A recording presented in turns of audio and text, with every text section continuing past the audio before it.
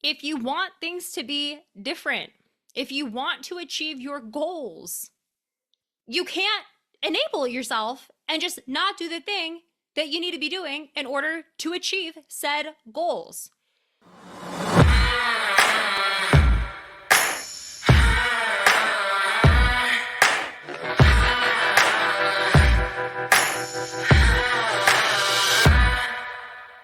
Welcome to the Dangerous Women podcast, where the intersection of fierceness and femininity fuels empowerment. Our goal is to provide women with insights to unleash their power. Grounded in the 7 principles of self-confidence, we guide women to embrace their duality, delicate as a flower, yet powerful as a bomb. I'm your host, Colleen Conlon, inviting you to join me as we explore topics on health and wellness, empowering you to embody the essence of your dangerous woman.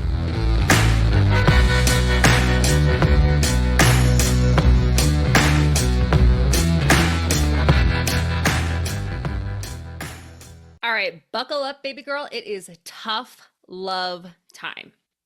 Now listen. There's time when we do need to give ourselves grace.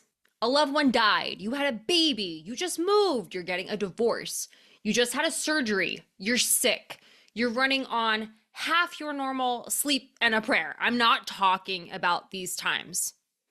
I'm talking about all of the other times. The only way you change is when you do something different. And listen, change is hard, it's uncomfortable. Most adults don't do it. That's why there's a statistic I saw recently, and it said something like the amount of adults over the age of 30 that work out is significantly less than the amount that don't, because it's hard, it's uncomfortable. But if you keep giving yourself a pass, you're enabling yourself. You're not going to achieve the goals that you set. So I want to talk about a couple of different examples where you might see this. This is stuff that I see on the regular just because of the life that I live. So listen, training's hard. So when I think of this, something I love to think back on is my world record. So I have a world record for the heaviest weight lifted via the Turkish Getup in 1 hour. So I ended up lifting a 16 kilo kettlebell up and down 188 times over the course of an hour. So it comes out to lifting a little over 6,000 pounds in the hour. And I remember when I initially had an interest in doing this, I went to my coach and I said, this is what I want to do. And she gave me the program to begin it. And after the first time I tried it, I was like, fuck this.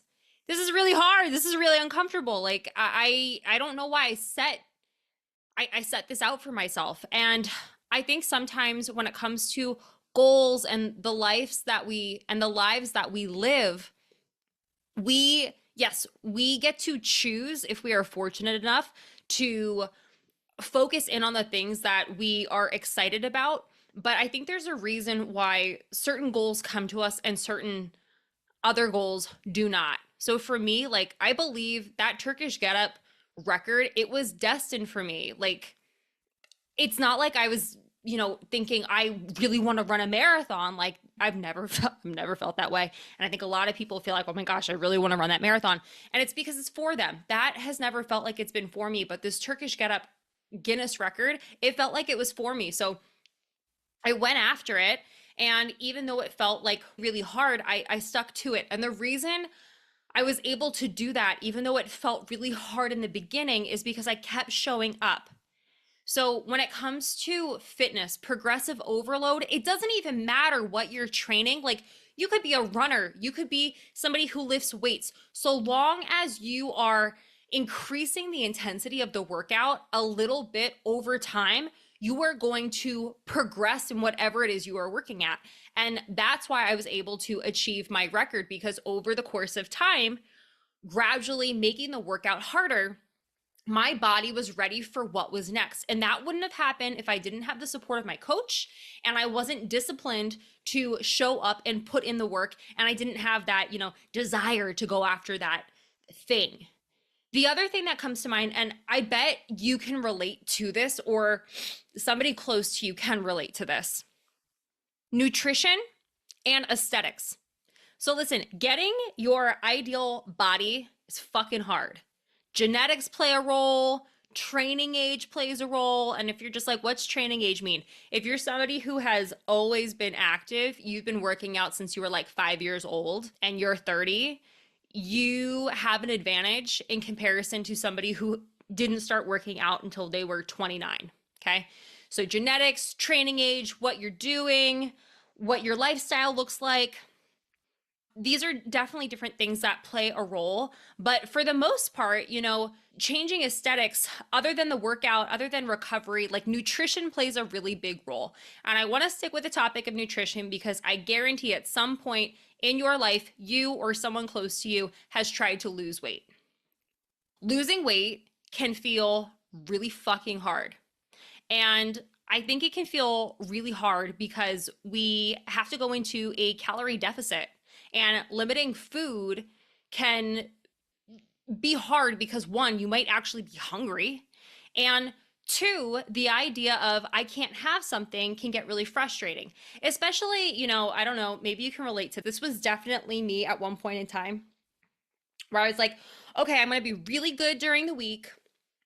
But then it's Saturday and I'm going to say, fuck it. I'm going to go wild. I'm going to have multiple drinks. I'm going to eat whatever I want. And for me, if you know me, I have a really big appetite. Like I would eat anything. Fun fact, not to go off on like a crazy tangent, but like I love a food contest. Like anytime me and Tim are going somewhere like a burger joint or a pizza joint or anything like that, I'm always looking on the wall to see, is there a picture of anyone? Is there a t-shirt I could win? Like I want to be in all of the food eating contests. I've only ever done one. It was for watermelon. I tied somebody else. I technically do not have a food crown, but I would really like one. If there's any if there's anything like that that you know of in the state of Arizona, please let me know because I would like to get on top of that. But anyways, it's hard. And not even just, weight loss, even, gaining weight. So this past calendar year, I have been eating in a surplus and it's really hard. And I think a lot of times people think, oh, you're trying to gain weight, you can eat anything you want. And that's not how it's gone down. The same way I have specific macronutrients to hit in a deficit is the same as maintenance, is the same as a surplus.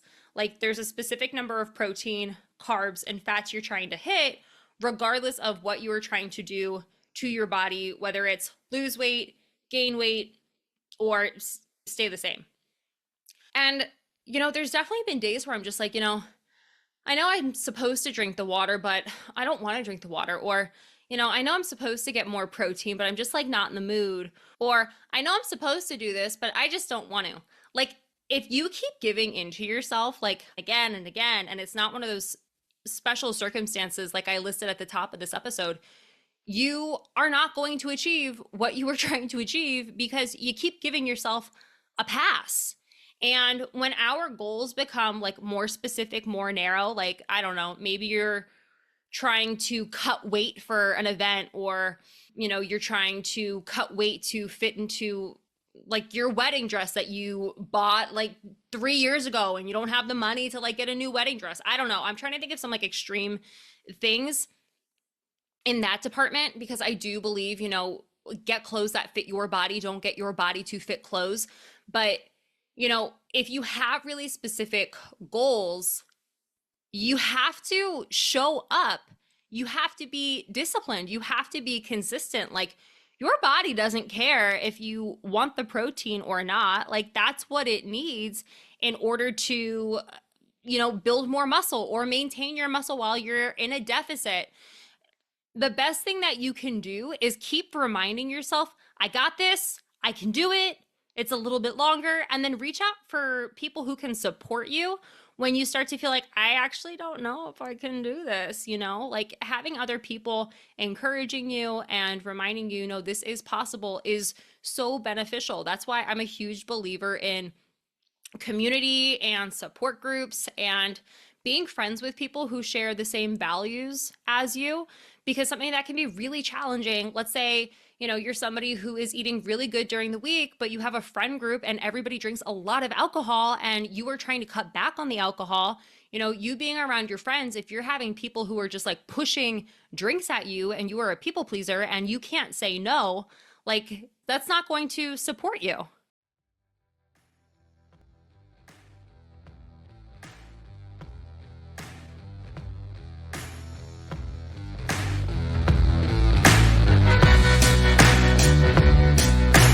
Kettlebell Catalyst, the exercise guide for women to build strength, lean muscle, and self-confidence to overcoming limiting beliefs, is a book I wrote for women to be empowered to get started with kettlebells.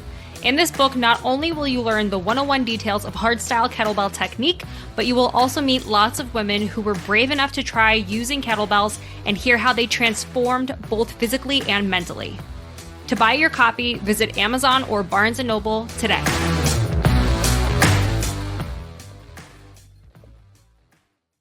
Another example that has nothing to do with nutrition or training is even just like business. There's plenty of times where I don't want to do things as the business owner. Social media is a great example of this. I spend a lot of time on social media. I spend a lot of time on social media for my business. I don't spend time on social media for pleasure. So for me, if I don't bring new clients into my business, I don't make money. I have my existing clients, right? But if I want to keep bringing more people into my business, I have to show up there. I have to tell my story. I have to sell my services. Nobody else is doing that for me. So if I have a week or a month where I'm just like, fuck it, I don't want to do it. I know I should, but I'm not going to. I can't be upset that people aren't coming into the business because I have not been doing my job to market it. If you want things to be different, if you want to achieve your goals, you can't enable yourself and just not do the thing that you need to be doing in order to achieve said goals. Now, listen, I'm about to call you out in order to call you up. You would not be fixated on your goals if they weren't for you. Like, you keep thinking about your goals for a specific reason, but you aren't achieving them. That is a reflection of you. Is it to call you out for your lack of enabling behaviors? Maybe. You have a pull to certain things because they are truly for you. So you need to stop giving yourself a pass because it is doing more harm than good. If you need the support, go get support. Maybe that's more educational materials and investing some time in those materials. Or maybe it's hiring a coach. Maybe it's taking time to develop new habits and prioritizing those things versus doing something else that doesn't require that kind of effort. Maybe it's getting into therapy. Maybe it's really just trying to understand, why do I keep self-sabotaging myself? Or why do I not believe in myself? And maybe together you and your therapist can work on some techniques and strategies to combat that and overcome it. To have something you've never had, you gotta do the work day in and out. And, for certain things, I'm sure there is a little bit more wiggle room. So I wanna stick with the nutrition example because your body doesn't care about your emotions. Your body is science when we look at the metabolism. And anybody who's like, oh, emotions in the body, I get that. That's not what we're talking about right now. Your body is science in regards to what you are eating. Just because you don't feel like drinking the water, you don't feel like eating the protein, you don't feel like saying no to the third glass of wine, your body doesn't give a flying fuck. You can do something different. You can achieve your desires. If you feel like there's a blockage, you got to ask for help and you got to do the work. For the longest time, I really thought I was special. Like special in the sense that I was not achieving my aesthetic goals. And I was like, oh, it's because I've had all these surgeries. Oh, it's because I had an eating disorder and I fucked up my metabolism. Oh, it's because I didn't start working out until I was an adult. And that's actually a lie. I started working out when I was like 12, but I didn't start strength training until I was an adult. A lot of times, if we aren't achieving the things we see other people achieving, we love to give ourselves an excuse like, oh, woe is me, I'm the victim, I'm special, like it's just not going to happen for me. And truth be told, it probably can happen for you. Maybe you are a special example where it's not just, do XYZ. Maybe you have to do A, B, C, D, E, F, G, XYZ. But for the majority of people, what's standing in your way is your lack of belief that you are capable. And you are capable. For me, I was doing all of the wrong workouts. For me, I was not eating the right foods. I was eating healthy foods. I was like, everybody at the time I remember was like, Mediterranean diet, let's go wild. It's great for you. So I'm like eating all this olive oil, all of these vegetables. Meanwhile, I'm not eating protein. I'm not eating a whole lot of carbs. And I'm not strength training. So at the time I was like, I want to be ripped up. Like I want to have muscles. I want low body fat. I want to, run around in my underwear and just like feeling really like rock solid in my body. And I wasn't getting that result, not because I couldn't do it, not because I couldn't have it, but because I was doing the wrong things. And I didn't realize what I was doing incorrectly until I got the education I needed. It wasn't until I started strength training. It wasn't until I hired a registered dietitian.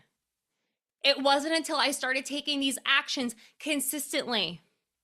I had to overcome being the person who was really good during the week and then went rogue on the weekend. And every time I had success, I acknowledged that win. Like it was my Olympic gold medal. You got through another strength training session, Colleen. That's a win. You ate your goal of protein today, Colleen. That's a win. You made it through the weekend without going crazy, eating everything in sight and drinking all of the alcohol, Colleen. That's a win.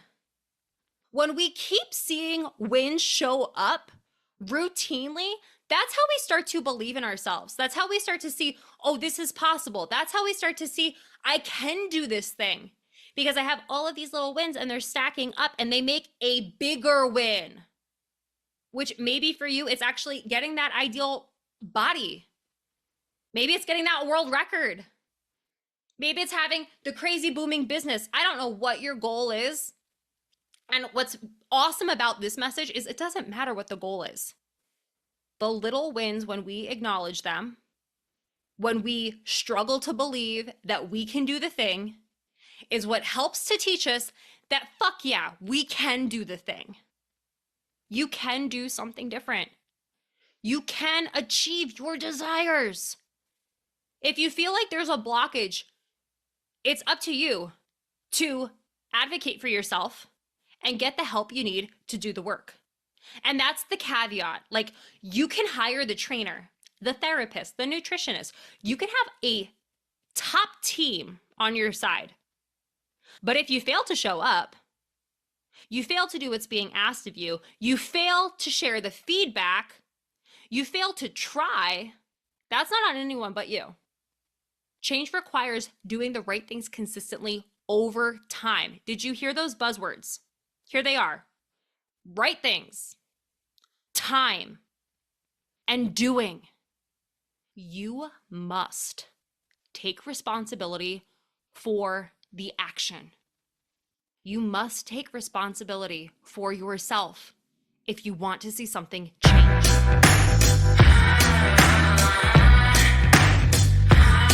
Thank you for listening to the Dangerous Women podcast. If you had any groundbreaking takeaways from today's episode, please tag us on social at the Dangerous Women podcast.